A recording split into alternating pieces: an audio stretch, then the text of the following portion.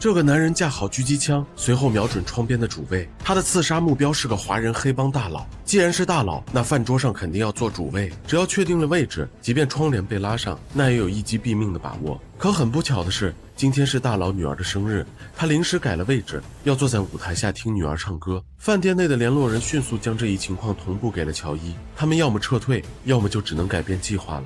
乔伊当了30几年杀手，还从未有过撤退的记录，但门口有安检，要是没法带武器，他要怎么进行刺杀呢？乔伊心中已经有了打算，他将刺杀地点改在了洗手间，随后让联络员给自己定了个位子。负责安检的小弟很卖力，可乔伊只带了一把车钥匙，也根本不怕对方查。作为杀手，任何东西都可以成为他杀人的利器。趁着大佬女儿上台演唱，乔伊也开始了自己的刺杀计划。他走进洗手间，先把自己的外套脱了下来，要是等会儿沾到血迹，洗起来可就麻烦了。随后他又检查了各个隔间，防止一会儿伤及无辜。接下来乔伊戴上手套，环顾了洗手间一圈，很快锁定了墙上的抽纸机。他把钥匙当作起子，拧开了上面的螺丝。可眼看乔伊迟迟没有动手，联络人有些沉不住气了，他决定帮忙加快一下进度，把黑帮大佬送进洗手间。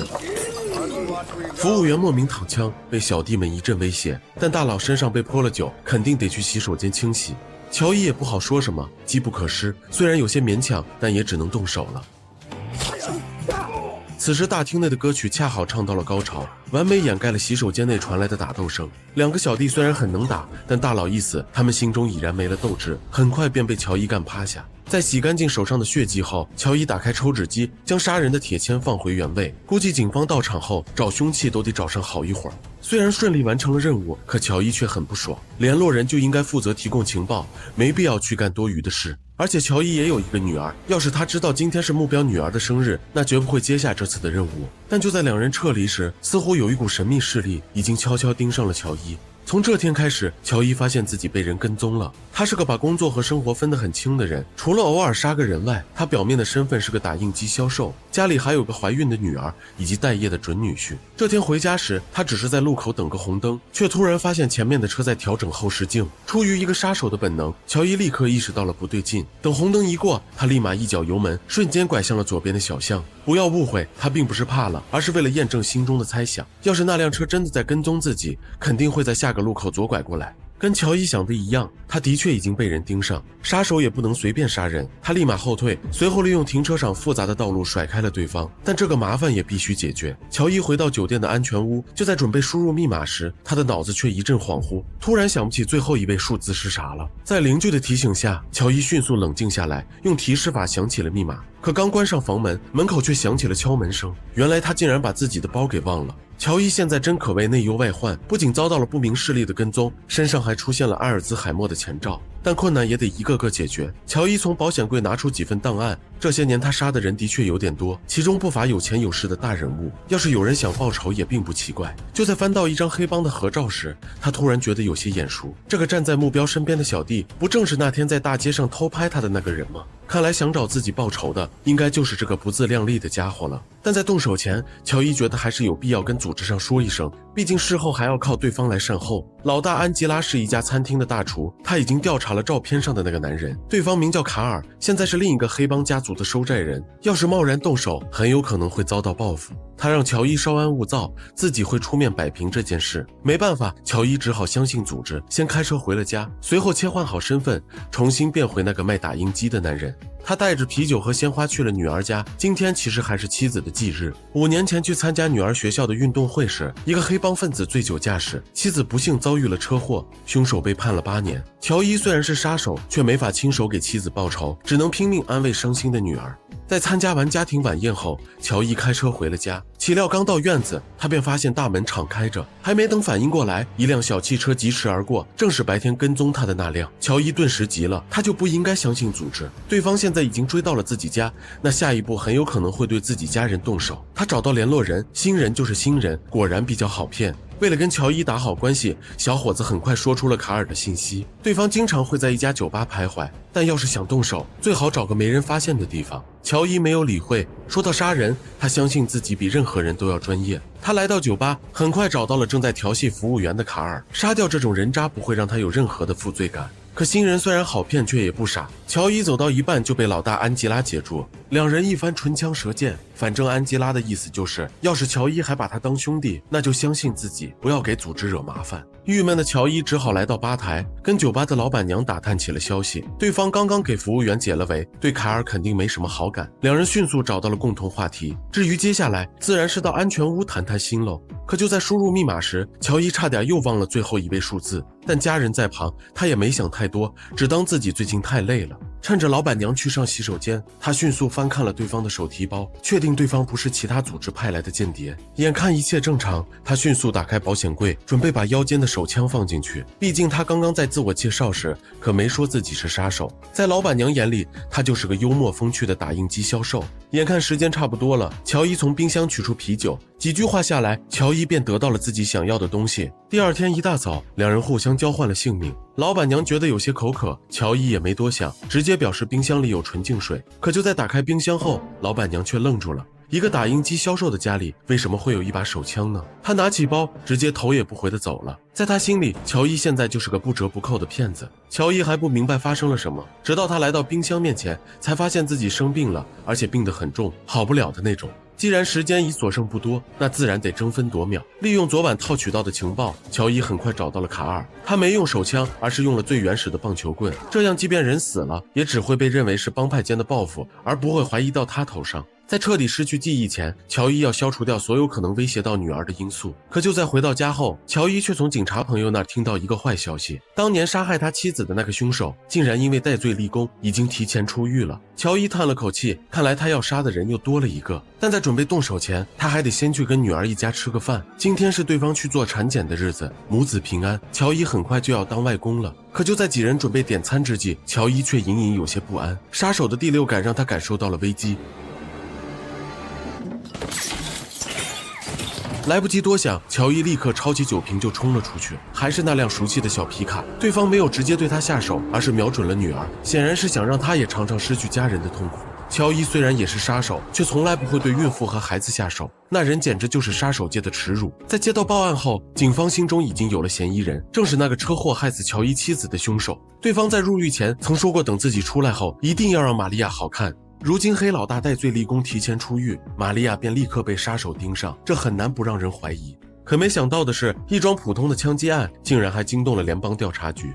探员格兰特经验丰富，他看似是来追查凶手，却迅速注意到了乔伊的异常。对方明明只是个打印机销售，可在枪击发生时反应却极为迅速。普通人在那种情况下一般都会害怕的找地方躲藏，可乔伊竟然还冲了出去，这胆子未免也太大了。而且根据目击者口供，现场明明听到了5次枪响，可警方却只找到了4枚弹壳。乔伊明白言多必失，只是说自己曾在军队服过役，而且还入选过游骑兵，所以胆子要比一般人大一点。格兰特手上没有证据，而且负责办案的警官戴夫还是乔伊的好友，这次试探只能点到为止。乔伊的面色有些凝重，但他不可能因为一点怀疑就杀人灭口。对方猜的没错，那枚少了的弹壳的确在他手里。美国警方靠不住，他必须用自己的方式找到杀手，可匹配了好几遍，数据库却没有找到相同类型的子弹。没办法，那就只能请求场外援助了。乔伊开车来到一家军火店，这里专门给人改枪和造子弹，他也算是老客户了。可老板娘却很有原则，坚决不肯透露客户的信息。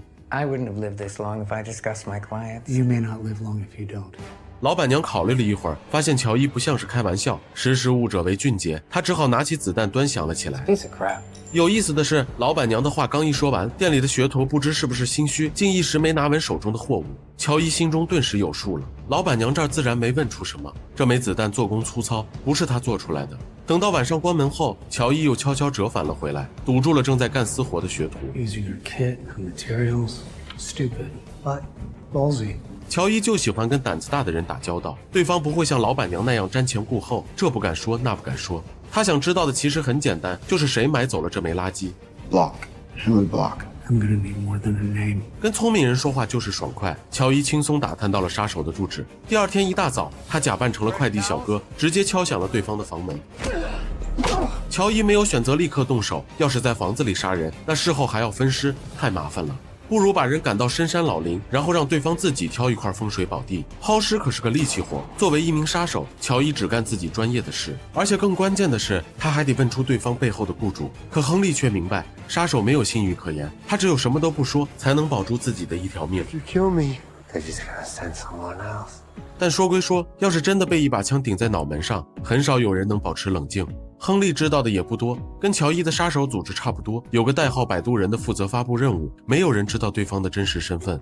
眼看问不出什么东西，乔伊只好把人打晕，随后直接丢进了湖里。能不能活，就看对方自己的造化了。那接下来的目标就是要找到摆渡人，然后干掉那个针对自己的雇主了。可回到停车场后，乔伊却愣住了，他的车哪儿去了？最近的事有点多，他都快忘了自己有阿尔兹海默了。乔伊只好原路返回，可越走他越迷糊，最后只能拿出手机找到地图导航，总算是找回了自己的车。中午回到家后，他跟女儿约好了一起吃饭，可由于找车耽误了一点时间，他没法回秘密基地换衣服，外套口袋还残留着一张打印纸，上面是之前刺杀的目标信息。匆匆吃完饭后，乔伊把衣服落在了女儿家。女婿顿时来劲了，他现在虽然在家创业，身上也没什么钱，但眼力却不差。这衣服是手工定制的，售价至少要10000美元以上。他一直以为老丈人没什么钱，没想到对方竟然藏得这么深。玛利亚让丈夫别多想，父亲是干销售的，肯定要准备几件好点的衣服。可就在把衣服放回衣架时，她注意到了口袋里的纸条。她有些好奇，于是上网查询了纸条上的男人。父亲明明是卖打印机的，为什么会关注一个被人杀害的富豪呢？玛利亚心中已经有了怀疑。她明白父亲有秘密，可她已经失去了母亲，肯定不希望再失去这唯一的亲人。第二天一早，玛利亚把衣服还给了父亲。乔伊用衣服是同事的二手货搪塞了过去，可随着女儿的离开，他很快发现了遗留在口袋里的纸条。由于阿尔兹海默，他明白自己很快便会失去保护女儿的能力，所以他必须得加快动作，赶紧找到那个摆渡人了。纸条上记载的其实是乔伊上一次任务，目标是个准备出庭作证的富豪。在思考刺杀计划时，电视上出现了一个清洁泳池的清洁工，对方衣服上的标志给了他灵感。由于富豪们普遍喜欢在别墅里搞个露天泳池，所以产生了一个新的职业，专门帮人清洗泳池内的蓝藻。那只要提前用无人机投放蓝藻，然后假扮成清洁公司的人，就能很轻松地潜入别墅。计划听起来的确不错，可莫非却错估了无人机的电量。蓝藻刚投放完，无人机就坠毁在了草丛。眼看身份已经暴露，躲在一旁的乔伊只能提前动手。好在他枪法很准，在这么近的距离内干掉保镖基本上就是一枪一个。富豪赶紧举手投降，无论给多少钱，只要能保住自己的小命就行。 Name your price. 乔伊迟疑了一会儿，最终没有开枪。他当杀手的确就是为了钱，而不是什么兴趣爱好。几人来到保险柜面前，富豪没耍什么心眼，钱没了可以再赚，命却就只有一条。可眼看目的已经达到，乔伊却面无表情地举起了枪。他是杀手而非圣人，也没必要遵守承诺。反而是墨菲这小子，要是下次任务再出什么纰漏，那他就得考虑换个搭档了。这次的任务除了杀人外，还得拿走保险柜里的一件东西。富豪这么怕死，反而省了他们很多功夫。杀手这一行也是讲究职业道德的，要是什么都要，注定活不长久。这是乔伊从业30多年来的经验。他不会管目标是好人还是坏人，但很多人在临死前都喜欢说一堆废话，就比如眼前这个小伙。 You don't know what you're doing. Whoever sent you here lied to you. 电视播报着小伙遇害的新闻，原来对方正准备出庭作证，控告一家医药公司的产品有严重副作用。可拿人钱财替人消灾，乔伊是一个杀手，而非正义使者，维护世界和平的重任还是交给其他人吧。但作为一名杀手，他们这一行经常要游走于黑白两道，与保护伞达成利益捆绑，确保能提前得知警方的动向，以便提前处理风险。30年来，这种关系一直十分稳定。可就在今天，他们的保护伞遇到了麻烦。高级探员麦基找上了门，他收到线报，内务部探员加西亚已经掌握了他们的犯罪证据，下周一就会提交到联邦检察官的办公室。乔伊需要在48小时内干掉对方，而且还要做得像意外，以免引起他人的怀疑。在接到任务后，墨菲有些不知所措，这还是他第一次用制造意外来杀人。可乔伊却只是让对方去搜集加西亚的垃圾，然后带回房间翻找。墨菲无法理解，作为一名刚入行的杀手，他实在没法把杀人和翻垃圾联系到一起。可身为老前辈的乔伊却告诉他，有时候杀人不一定要用枪，翻看垃圾可以了解一个人的生活习惯，尤其适合制造一场意外。比如他手里这个胰岛素的盒子，说明目标是个糖尿病患者，那他们只要在药里加点芬太尼，便能抑制目标的呼吸中枢，最终让对方窒息而死。而当一个人过量服用胰岛素时，也会因为低血糖出现同样的症状。到时候警方要是查起来，只会以为是用药不当引发的意外。唯一有些麻烦的是，这次的目标是个警察，家里到处都是监控，必须想个办法绕过去才行。好在乔伊已经制定好了计划，目标的儿子是个小网红，尤其喜欢在网上 cos 武士领主。那只要让墨菲骑上单车，然后在对方面前故意摔倒，作为一个热心小伙，对方肯定不会见死不救。但从这一刻开始，乔伊已经设计好了一个完美的陷阱。墨菲的钱包是故意摔落到地上的，里面满满的钞票，说明他并不缺钱，肯定不会是个骗子。紧接着墨菲又装成是小伙的粉丝，对小伙拍的视频一顿吹捧。最后在临走前随口提起要去参加派对，小伙正是爱玩的年纪，绝对会主动要求加入。只要一个晚上，两人就成了能睡一张床的好朋友。紧接着墨菲只要用毒品为借口，就能让小伙关掉周围的监控。在药换好后，乔伊看了眼桌上幸福的一家三口，不知为何他突然想到了自己怀孕的女儿，或许也是时候退休，回家好好养老了。可就在墨菲准备撤退时，小伙却突然过来挽留，还表示自己父亲出差了，他们可以在家里多玩2天。墨菲的笑容顿时凝固了。要知道这次任务是有时间限制的，要是这2天加西亚没死，把证据提交给法官可就晚了。他当即联系了乔伊，两人只能再次改变计划。既然投毒不好使，那就只能换回用枪了。从加西亚儿子的口中，墨菲打听到了对方出差的地址，乔伊立马启程，终于在晚上赶到了目的地。他拿上装备，悄悄地来到营地附近。可没想到的是，房车里不光有需要刺杀的加西亚，麦基竟然也在。对方显然是做了2手准备，一边让组织派杀手来干掉加西亚，一边又向警方自首了，说要转做污点证人。这样无论刺杀是否成功，他最终都能笑到最后。现在的情况有些复杂，要是乔伊出手干掉麦基，那可能会吓到另一位线人，导致对方背叛组织。要是不管那么多，直接把相关的3个警察全干掉，那组织肯定会遭到警方极为严厉的报复。老大安吉微微一笑，他已经想到了一个2全其美的办法。第2天一大早，麦基和另一位线人气呼呼地找上门，质问乔伊都过了这么多天，为什么一点动静都没有。乔伊无奈地摊了摊手，说出了往胰岛素里投毒的计划。可加西亚这几天正好要出差，再加上芬太尼不好搞，所以他们迟迟没有找到机会。但要是麦基能帮忙搞来芬太尼，那他今晚就可以动手。麦基一时间有些骑虎难下，刺杀的计划是他提的，那提供些帮助自然也是应该的。双方约定好了，晚上在目标家门口会合。在墨菲的配合下，加西亚的儿子已经被迷晕。乔伊把枪给了墨菲，让对方在门口策应，自己则抽出房间里的武士刀。等麦基来到门口后，直接跟对方摊牌了。What are you nuts? You tell me. I was at the camper. I heard everything you said. 眼看事情败露，麦基还想做最后的努力，只要乔伊不杀他，那2人就可以脱离组织，用别的身份开始一段新的生活。乔伊的目光闪烁，随后用手中的刀给出了回应。在确定麦基已经没有呼吸后，乔伊和墨菲当即开始了行动。他们用小伙的脸解锁了手机，随后给加西亚发去了信息，说自己不小心杀了人。乔伊将武士刀塞进小伙手中，迅速布置好了现场，而墨菲将一捆现金放在了尸体边上，紧接着打开摄像头，把即将上演的一场好戏全给录了下来。可就在乔伊准备离开时，他本想给老大打去电话，说任务已经完成，却看错了号码，直接打给了女儿。Dad?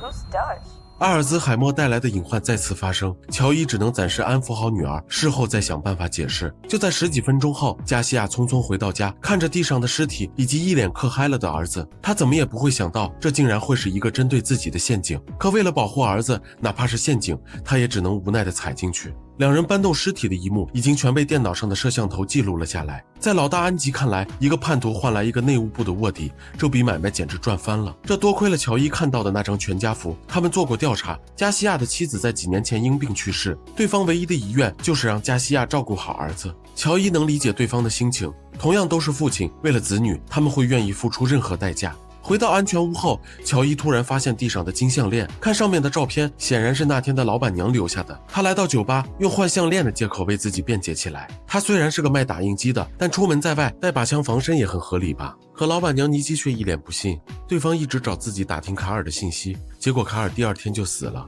难道这全都是巧合吗？说话间，酒吧里突然冲进来一伙黑帮，领头的二话不说就强吻了尼基，两人的关系显然不简单。看见这一幕的乔伊直接扭头就走，他虽然对老板娘很有好感，却不喜欢绿色。可没想到的是，这天晚上尼基竟然主动找上了门。他们一个是带着枪的打印机销售，一个是跟黑帮有关的酒吧老板娘。要是仔细想想，这身份似乎还挺般配。可在夜深后，乔伊却有些睡不着了。看着身边的家人，他迫切地想要丢掉身上的那把枪，过回一个普通人的生活。而当务之急就是要找到亨利口中的摆渡人，搞清楚谁要杀自己。但他目前唯一能掌握的线索，就只有弹药店的那个学徒了。 Where is he? I know you work for the ferryman. You're gonna take me to him. 学徒无奈只能答应帮忙。不久后，摆渡人便会来取货，乔伊只要守株待兔就行了。 Sorry. Get it. 但可惜的是，这次上门的并非摆渡人，而是对方派来的另一个杀手。乔伊拿走了杀手的手机，随后用面部解了锁。他本想从对方嘴里撬出摆渡人的下落，岂料杀手却提了一个极为离谱的要求。 Kill me. 乔伊有些诧异地抬起头，他还是第一次看到有人主动求死。可杀手也没办法，一旦他选择背叛，摆渡人肯定会向他家人动手。乔伊深深地看了对方一眼，他们其实是一类人，都把家人放在了第一位。但要是心不够狠，那绝对当不了一个杀手。随着一声枪响，门外的小学徒被吓了一跳。乔伊安慰他不要紧张，等会儿会有清理工过来处理，对方只要当作没事发生，就不会引起摆渡人的怀疑。这一趟虽然没问出什么，但收缴了一部手机，只要杀手的死还没曝光，摆渡人早晚都会发来指令。乔伊给枪装好了子弹，准备执行今年的最后一次刺杀。这次的目标是个倒卖军火的黑商，每次出行都会带3个保镖寸步不离，即便入住酒店，4个人也会睡在同一个房间。但这却难不倒乔伊，作为一名顶尖杀手，他靠的可不光是武力。既然是军火商，那势必要出门做生意。对方身边有保镖没法靠近，但他们可以伪装成买家，在进行交易时动手。莫非有些无法理解，假如要进行伪装，肯定得花一大笔钱购买假身份，组织绝不可能批准这笔额外的预算。乔伊很无奈，年轻人终究还是太年轻，他们是杀手而非特工，能用杀人来解决的事就都不算事。他让莫非去宠物店买了几支激光笔，自己则蹲守在了路边。根据情报，刺杀目标今天会在车库进行一次交易，买家是一群穿黑色西装的俄罗斯人。那只要假装自己车坏了，然后在必经之路上进行拦截，便能顶替对方的买家身份。乔伊本以为自己的计划万无一失，可军火商却比想象中更加聪明。他一向只跟熟人做生意，而乔伊这张脸显然很陌生。乔伊丝毫没有慌乱，表示最近外面对俄罗斯的恶意很大，所以他们只能换人进行交易。可这句话反而提醒了军火商，既然谁都不待见俄罗斯人，那何不来场黑吃黑呢？ So I'm going to keep the cash and the guns. Stupid of you to come alone. Who said I came alone? 乔伊让莫非去买的激光笔发挥了作用，这东西跟狙击枪的红外瞄准器很像，能轻松伪造出对方已被包围的假象。保镖都只是雇佣兵，没必要拿自己的小命冒险，纷纷放下枪趴在了地上。军火商却察觉到了不对劲，直接转身朝着大门跑去。乔伊也不客气，直接捡起了地上的枪。随着刺杀任务的顺利完成，乔伊终于有时间忙起了自己的事。在几天后，乔伊终于等到了短信，可上面的信息却是经过加密的。好在年轻也有年轻的好处，莫非虽然杀人不行，当黑客却是专业的。在经过一番友好交流后，他成功让对方帮了自己这个小忙。短信上其实是一处废弃发电厂的地址，摆渡人通知杀手过去集合，然后一起执行任务。对方这回也是下了血本，竟然一次性召集了4个杀手。好在乔伊已经解决了一个，而且敌在明他在暗，他的胜算更大。乔伊故意发出一些声响，来了招打草惊蛇，引导杀手们分头搜寻起来，而接下来便是属于他的猎杀时刻了。乔伊本想留个活口，然后试着打探摆渡人的信息，可没想到一枪命中后，对方的头直接磕在了石头上，显然是不行了。眼看杀手已经死透了，乔伊只好翻找起了桌面。在一叠厚厚的文件中，他找到了对方的刺杀目标，除了怀孕的女儿外，里面还有乔伊的女婿，以及他那个同样患有阿尔兹海默的哥哥。摆渡人没有直接针对乔伊，反而把目标转向了对方仅存的家人。双方到底有什么仇怨，要如此赶尽杀绝呢？乔伊通知了清理工，把现场布置成了黑帮火拼。可前来调查的格兰特却很有经验，尸体身上的尸斑与姿势不符，这些人显然在死后被移动过。脖子上的勒痕太过规整，应该是手脚被控制后再被勒死的。尸体上只有枪伤，没有打斗的痕迹，这显然不符合黑帮成员的身份。 This was staged to make it look like they killed each other. How many? One. 乔伊现在不仅要面对神秘莫测的摆渡人，还要防备经验丰富的联邦警探，但他现在却没有空管那么多。自从跟老板娘尼基破冰后，两人的关系已经愈发密切了。尼基也明白乔伊很危险，身上带着枪，完全不像一个打印机销售。家里没有任何私人物品，也没有任何相关的照片，但一个神秘的男人对女孩来说才更有吸引力。第二天一大早，莫非带来了一个好消息，他已经破解了手机的通讯录，并在里面找到了一个号码。乔伊尝试着回拨了过去，岂料却听到了一个熟悉的声音。 Leo. 原来一直跟杀手联系的竟然就是尼基，这个乔伊最亲密的爱人。莫非就是想置他于死地的摆渡人吗？